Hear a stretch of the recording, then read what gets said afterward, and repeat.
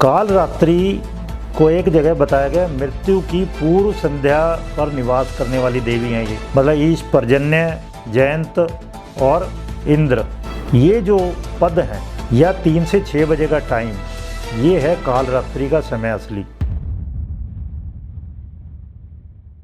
या देवी सर्वभूतेषु माँ कालरात्रि रूपेण संस्थिता, नमस्तस्यै नमस्तस्यै नमस्तस्यै नमो नमः।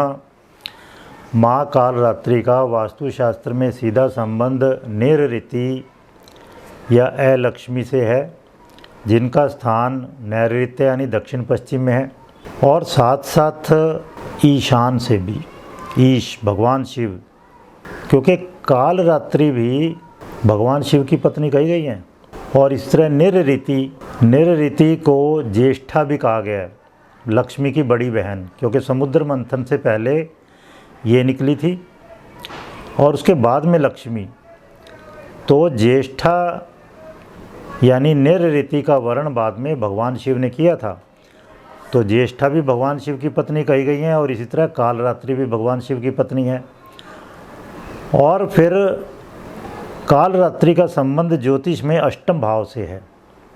8वां भाव जो मृत्यु का है, जो असहनीय पीड़ा का है, और साथ साथ फिर इसके अपोजिट दूसरा भी जो भगवान शिव की जगह है, जो हम पहले भी डिस्कस कर चुके हैं। जो देवी कालरात्रि का एक मंत्र दिया गया, उसमें इनके बारे में कहा गया है, खरा स्थिता गधे पर सवार हैं, नैऋति भी गधे पर सवार बताई गई हैं, लंबोष्टी जिनका होंठ लंबे हैं, लटके हुए हैं, इसी तरह नैऋति के भी होंठ लंबे लटके हुए हैं, स्तन लटके हुए हैं। फिर कालरात्रि के बारे में कहा है, बाएं पैर में लोहे की जंजीर है, मतलब जो पाजेब पहनती हैं सोने या चांदी की स्त्रियां, उसकी बजाय लोहे की जंजीर है, और कांटे के आभूषण हैं, मतलब लोहे के आभूषण हैं जो कि अशुभ माने जाते हैं। इसी तरह नैऋति के भी शरीर पर बताए गए हैं लोहे के आभूषण हैं, और ये बहुत काले रंग की हैं एकदम, और इसी तरह नैऋति भी काले रंग की बताई गई हैं। तो अब आप देखिए, कालरात्रि का स्वरूप बिल्कुल लगभग वही है जो नैऋति का बताया गया है। नैऋति के हाथ में भी तलवार है, और एक जगह तो वो एक मंदिर उड़ीसा में है, उसके बाहर हाथ में कटा हुआ मुंड लिए और एक शव के ऊपर या अधलेटा हुआ व्यक्ति है, उसके ऊपर वो पैर रखे खड़ी हैं। मतलब वही लगभग रूप है नैऋति का जो कालरात्रि का है। 19वीं शताब्दी का एक संस्कृत शब्दकोश है, शब्द कल्पद्रुम, उसमें कहा है, काल है शिव तस्य पत्नी इति काली, मतलब भगवान शिव काल हैं और उनकी पत्नी है काली। काली कह दो, महाकाली कह दो, चामुंडा कह दो, या कालरात्रि कह दो। तो ये क्या है, भगवान शिव शमशानों के देवता कहे गए हैं। किसी भी शमशान में जाओ, दिल्ली में मैं जाता हूँ कहीं भी, तो वहाँ भगवान शिव की बड़ी सी प्रतिमा एंट्री पे ही होगी और महाकाली की होगी। तो ये शमशान के देवता देवी हैं, या ये कह लीजिए कालरात्रि भगवान शिव के ही वो रौद्र रूप, शमशान वाले रूप का देवीकरण है, कह लीजिए। साउथ वेस्ट में नैऋति के जगह पर राहु का राज है, राहु का भी रौद्र रस है, रौद्र रूप है। और फिर इनके बारे में कहा जाता है, इनके बाल बिखरे हुए हैं, नैऋति के भी बाल बिखरे हुए बताए गए हैं। और कालरात्रि जो हार पहनती है वो चंद्रमा के समान चमकता है, ये कहा गया है। अब आप देखो, अष्टम भाव में सूर्य डूब रहा है, चांद निकलना शुरू हो जाता है, चांद दिखना शुरू हो जाता है, तो वो इनका गहना बता दिया गया है।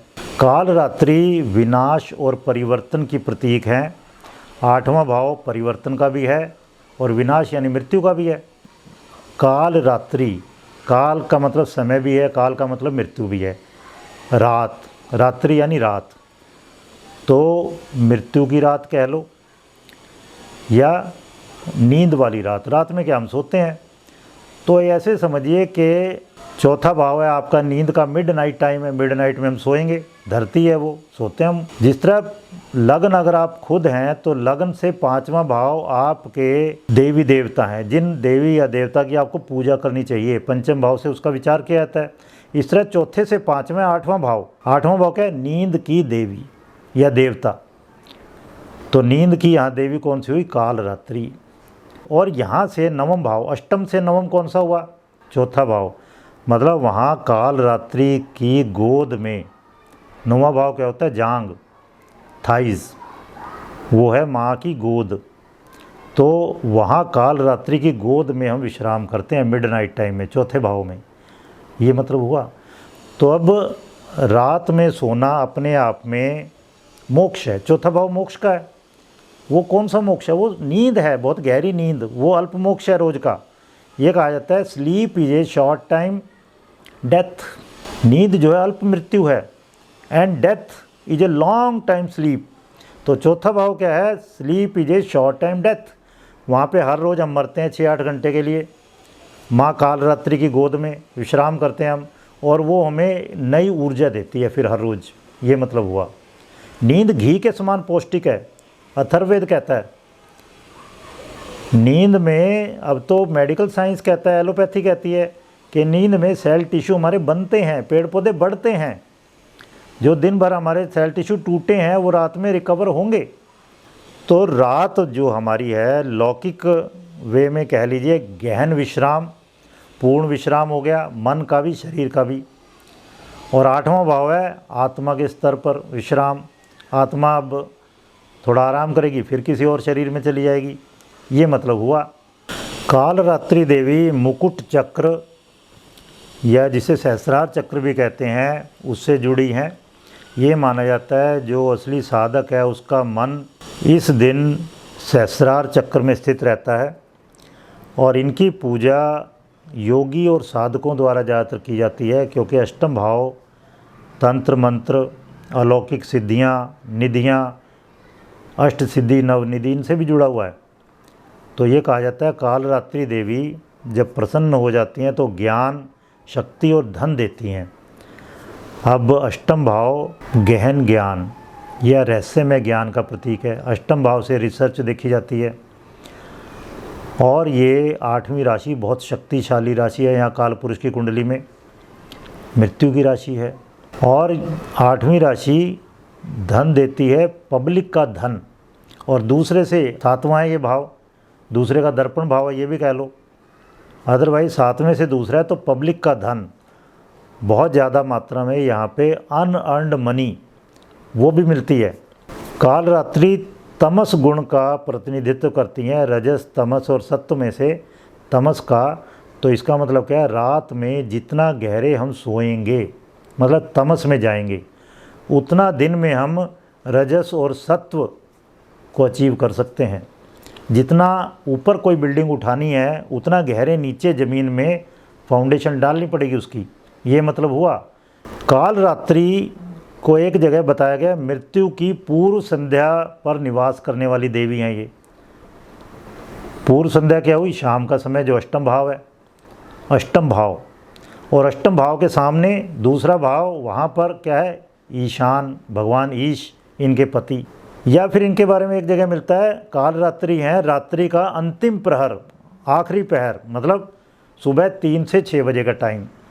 अगर आप समझो रात में मिडनाइट में सूर्य एग्जैक्ट नॉर्थ में है, मिड डे में एग्जैक्ट साउथ में होता है, तो रात में मतलब रात के 12 बजे, सुबह सूर्योदय ईस्ट में 6 बजे, तो ईशान क्या हुआ, 3 बजे का टाइम। तो 3 बजे ईशान से लेके पूर्व तक, मतलब ईश, पर्जन्य, जयंत और इंद्र, ये जो पद हैं, या 3 से 6 बजे का टाइम, ये है काल रात्रि का समय असली। इसका मतलब क्या हुआ, इस समय व्यक्ति को उठ जाना चाहिए। सही नींद लेने का टाइम मतलब जैसे सनसेट हुआ तब से लेके और सुबह 3 बजे तक।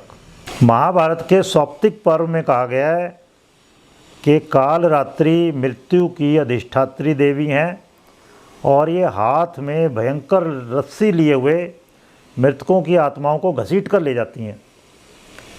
तो मैंने कहा अल्प मृत्यु जो हम रोज़ नींद लेते हैं, उसमें काल रात्रि हमारी हेल्प करती है।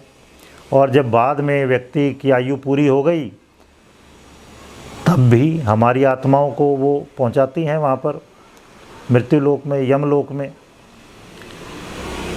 तो इसके बहुत सारे मतलब हुए। मनुष्य की मृत्यु की रात्रि, सभी का नाश करने वाली रात, या संसार का अंत करने वाली रात। और फिर एक टाइम ऐसा आएगा, पूरे कल्प की अंतिम रात्रि होगी, जिसमें काल के द्वारा ब्रह्मांड का विनाश कर दिया जाएगा। बिल्कुल।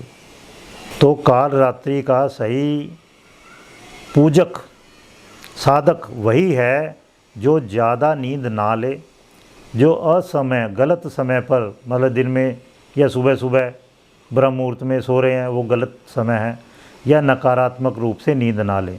ओम देवी कालरात्रयै नमः।